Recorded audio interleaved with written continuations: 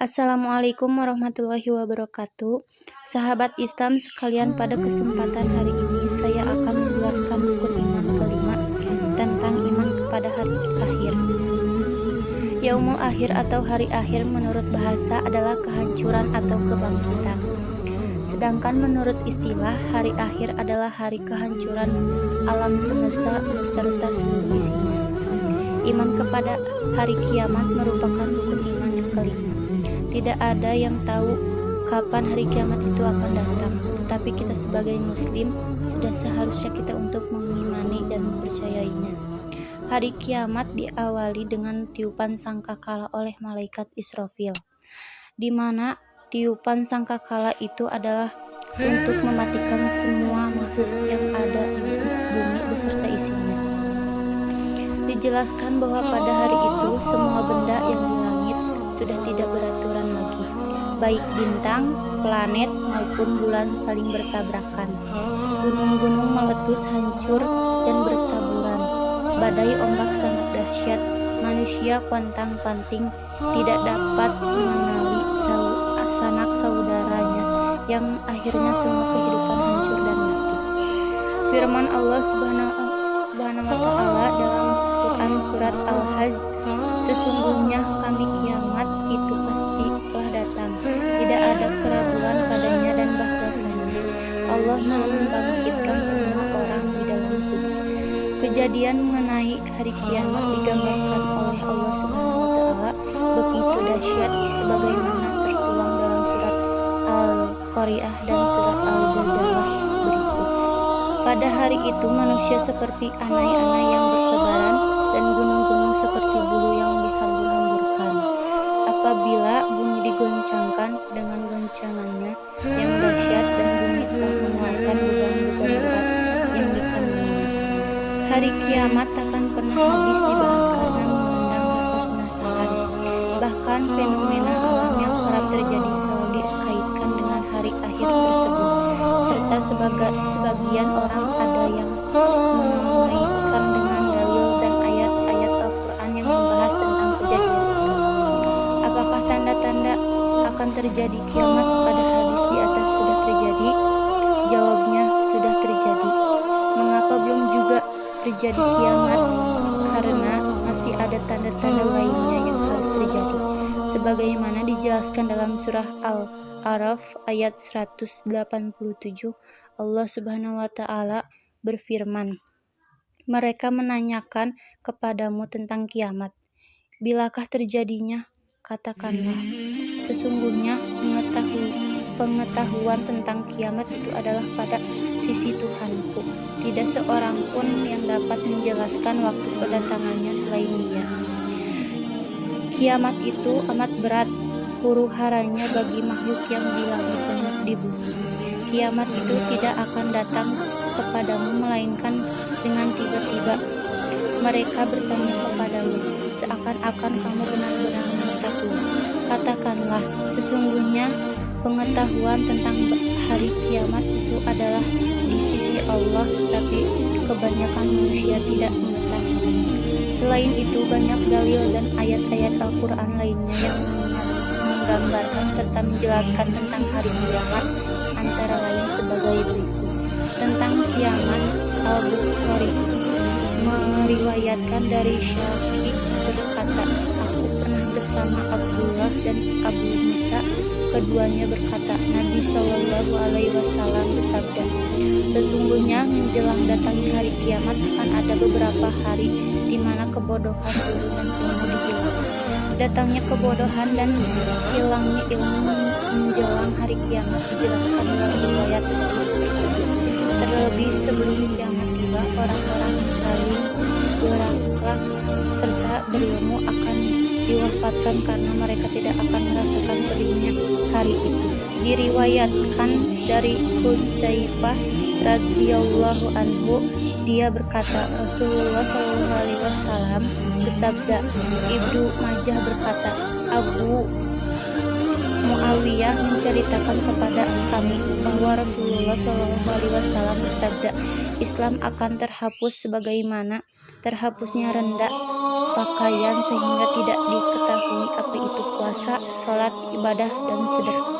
Dalam satu malam timbul kelupaan terhadap Alkitab Al-Quran, sehingga tidak tersisa satupun ayat di muka bumi dan tersisa satu kelompok manusia, orang tua, renta, dan jompo yang berkata, "Bapak-bapak, kami pernah memberitahu mengenai kata La ilaha illallah, kami mengucapkannya." Kemudian hadis lainnya menjelaskan ketika kiamat tiba, maka akan datang duhkon atau kabut yang sangat tebal. Kemunculannya ini merupakan salah satu ajab yang sangat pedih bagi orang-orang yang tidak beriman. Allah Ta'ala berfirman, artinya, maka tunggulah hari ketika langit membawa duhkon, kabut yang nyata yang meliputi manusia. Inilah ajab yang pedih. Quran Surat Ad-Duhkon ayat 10-11. Kemudian dalam riwayat hadis lainnya menjelaskan tentang tanda-tanda kiamat. Di dalam saat itu umat manusia seketika akan bertobat, padahal semua pintu ampunan telah ditutup rapat. Rasulullah SAW bersabda, hari kiamat tidak akan terjadi sebelum kalian melihat 10 tanda-tandanya. Tanda-tanda itu ialah asap duhkon, dajjal, binatang melata, terbitnya matahari dari barat, turunnya Nabi Isa ibnu Maryam, Ya'juj dan Ma'juj, 3 buah gerhana, yaitu gerhana di timur, gerhana di barat, dan gerhana di Jazirah Arab, keluarnya api dari Yaman, dan manusia digiring menuju mahsyar mereka. Hadis riwayat Muslim. Hadis riwayat Zainab binti Jashira, ia berkata bahwa Nabi SAW bangun dari tidurnya sambil bersabda, La ilaha illallah. Celakalah orang-orang Arab karena suatu bencana akan terjadi, yaitu hari ini dinding bendungan Ya'juj dan Ma'juj telah terbuka sebesar ini. Dan Sufyan perawi hadis ini melingkarkan jaringan membentuk angka 10, membuat lingkaran dengan jari telunjuk dan ibu jari. Aku Zainab binti Jahsy bertanya, wahai Rasulullah, apakah kita semua akan binasa padahal di antara kita banyak terdapat orang-orang soleh? Beliau menjawab, ya, jika banyak terjadi kemaksiatan.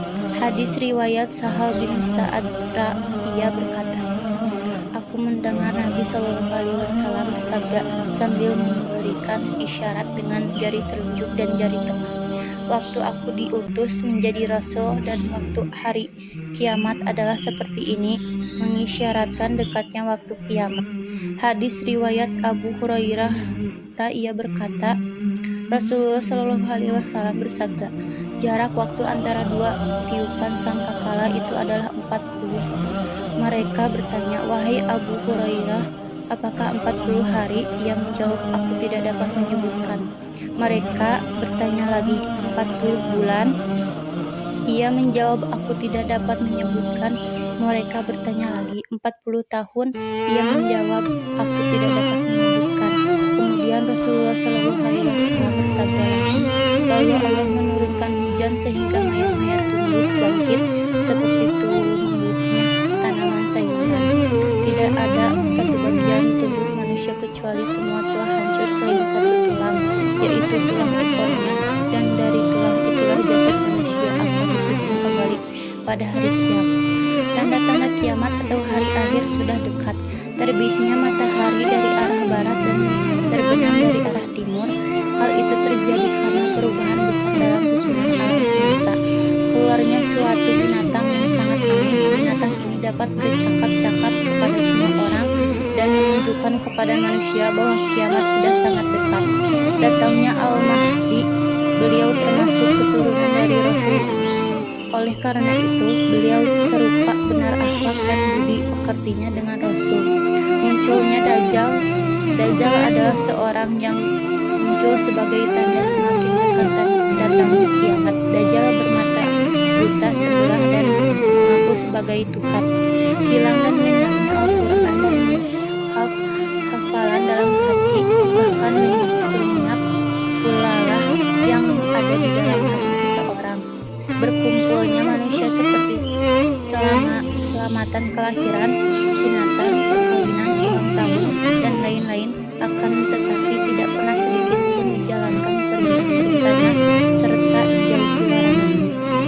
Turunnya Nabi Isa alaihissalam, beliau akan turun ke bumi di tengah-tengah merajalela pengaruh dajjal.